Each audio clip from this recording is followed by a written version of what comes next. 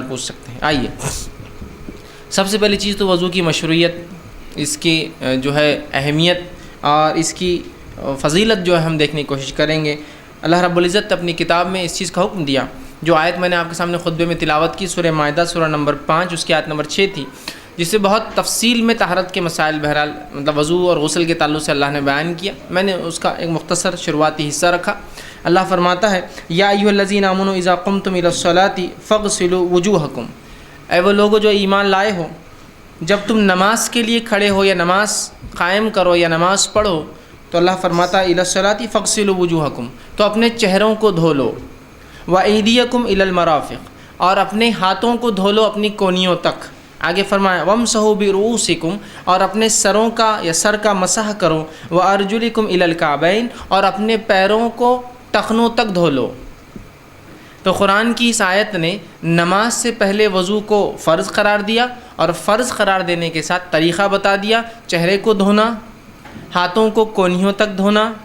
اس کے بعد جو ہے سر کا مسح کرنا اور پیر کو ٹخنوں تک دھونا۔ یہ 4 باتیں اس کے فرائض میں جو ہے یاد رکھیے وضو کے شامل ہیں۔ اسی طرح جو ہے نبی اکرم صلی اللہ علیہ وسلم نے یہ بات بیان کی، وضو کی فضیلت میں یہ بات آتی ہے کہ کتنی اہم چیز ہے۔ آپ صلی اللہ علیہ وسلم بیان کرتے ہیں، صحیح بخاری کی روایت ہے، اور فرمایا لا تقبل الصلاۃ احدکم اذا احدث حتی یتوضا، تم میں سے کوئی شخص نماز تب تک نہ پڑھے اگر وہ رفع حاجت سے، حدث جو ہے عربی زبان میں جو کہتے ہیں حدث کا معنی ہوتا ہے کہ انسان رفع حاجت، پیشاب پاخانے یا شرمگاہ کے دونوں حصوں سے کوئی بھی چیز کا نکل جانا، خارج ہو جانا، اس کو حدث کہتے ہیں۔ تو جب تم حدث ہو، ناپاک ہو، تو تم کیا کرو، نماز تب تک نہ پڑھو جب تک کہ وضو نہ کر لو۔ تو اس سے وضو کی فضیلت پتہ چلتی ہے کہ نماز تب تک نہیں ہو سکتی جب تک کہ وضو انسان نہ کر لے، مطلب بغیر وضو کے نماز نہیں ہوتی، یاد رکھیے، ٹھیک۔ اسی طرح وضو کی فضیلت میں آپ صلی اللہ علیہ وسلم بیان کرتے اور فرماتے ہیں، حدیث میں آپ نے فرمایا، صحیح مسلم کی روایت ہے، اور کہا کیا میں تمہیں گناہوں کو مٹانے والے، درجات کو بلند کرنے والی چیزوں کو نہ بتا دوں؟ مطلب کیا میں تمہیں ایسی چیزیں نہ بتا دوں جو گناہوں کو مٹا دیتے اور درجات کو بلند کرتے ہیں، مطلب دوہرا کام کرتے ہیں، ٹو وے ان کا ورک ہوتا ہے، ایک گناہ مٹاتے ہیں، درجات کو بلند کرتے ہیں، اور سیم اسی طرح سے کچھ گناہ ہوتے ہیں اسی طرح سے جو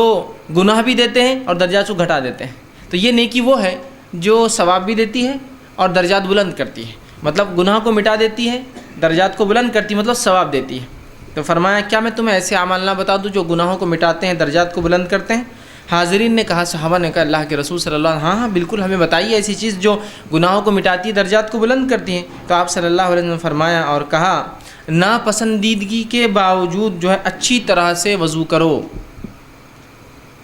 ناپسندیدگی کے باوجود مطلب فجر کا وقت ہے، سردی کڑک ہے ایک دم، وضو کرنا مشکل جا رہا ہے، پسند تو نہیں ہے، لیکن اس کے باوجود بھی نماز پڑھنا ہے تو وضو کرنا ہے، کر رہے آپ ناپسندیدگی کے باوجود، یا کبھی دل نہیں چاہ رہا کہ پانی کو استعمال کیا جائے، یا پانی دور ہے، بہرحال جو بھی تکلیف ہے اس میں شامل ہے، تو ناپسندیدگی کے باوجود کو وضو کو مکمل کرو، اچھی طرح کرو۔ یاد رکھیں مکمل وضو کرنا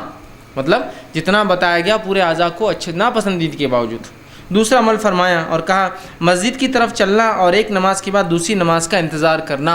یہ دوسرا عمل ہے۔ پہلا عمل وضو کو اچھے سے کرنا ناپسندیدگی کے باوجود، یہ نیکیوں گناہوں کو مٹاتا ہے، نیکیوں کو بڑھاتا ہے، درجات بلند کرتا ہے۔ دوسرا عمل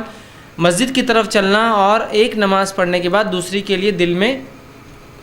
ایک کھٹک سی لگی رہنا کہ دوسری نماز چھوٹ نہ جائے، کہ چوک نہ جائے، بھول نہ جاؤں اس کو، اس کا انتظار کرنا، اور کہ دشمن کے مقابلے میں جو ہے اپنے آپ کو تیار کرنا۔ 3 اعمال آپ نے بتائے، یہ 3 اعمال کرنے سے کیا ہوتا ہے؟ گناہ معاف ہوتے ہیں اور درجات جو ہے اللہ کے پاس بلند ہوتے ہیں۔ تو اس میں وضو کی فضیلت پتہ چلتی ہے۔ اسی طرح جو ہے موطا امام مالک کی ایک روایت ہے، آپ صلی اللہ علیہ وسلم فرماتے ہیں اور کہتے ہیں اور فرمایا مومن جب وضو کرتا ہے تو چہرہ دھوتا ہے۔ وضو کی فضیلت، مومن جب وضو کرتا ہے چہرہ دھوتا ہے، جب چہرہ دھوتا ہے تو جب آخری خطرات چہرے سے ٹپکتے ہیں تو وہ چہرے کی اور آنکھوں سے کیے گئے تمام گناہوں کو مٹا دیتے ہیں، چہرے سے اور آنکھوں سے کیے گئے تمام گناہوں کو مٹا دیتے ہیں، ساتھ چہرے سے سارے گناہ ساقط ہو جاتے ہیں جن کی طرف اس نے اپنی آنکھوں سے دیکھا تھا۔ اور جب ہاتھ دھوتا ہے تو آپ صلی اللہ علیہ وسلم فرماتے ہیں تو آخری خطرہ جب پانی کا گرتا ہے تو اس کے ہاتھ دھونے کے ساتھ ساتھ تمام گناہ جو اس کے ہاتھ سے ہوئے تھے وہ تمام جھڑ جاتے ہیں جن کو اس نے اپنے ہاتھوں سے پکڑا تھا یا ہاتھوں سے کیا تھا۔ لیکن یہ فضیلت یاد رکھیں صرف گناہ صغیرہ کے لیے، مطلب وضو سے جو گناہ معاف ہو رہے ہیں چہرے کے، ہاتھوں کے،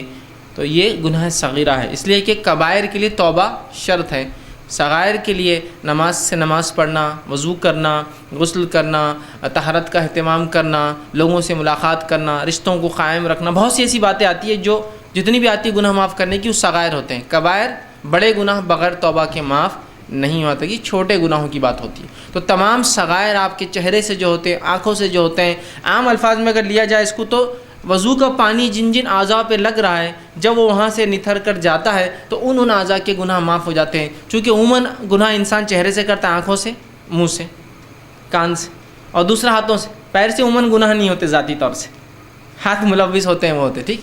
تو بہرحال تو اس لیے کہا کہ چہرے کے، آنکھوں کے اور ہاتھوں کے گناہ معاف ہو جاتے ہیں۔ تو الحمدللہ کتنی بڑی فضیلت ہم دیکھ رہے ہیں وضو کی، یاد رکھیں، اور وضو یہ مستقل عبادت ہے، یاد رکھیں۔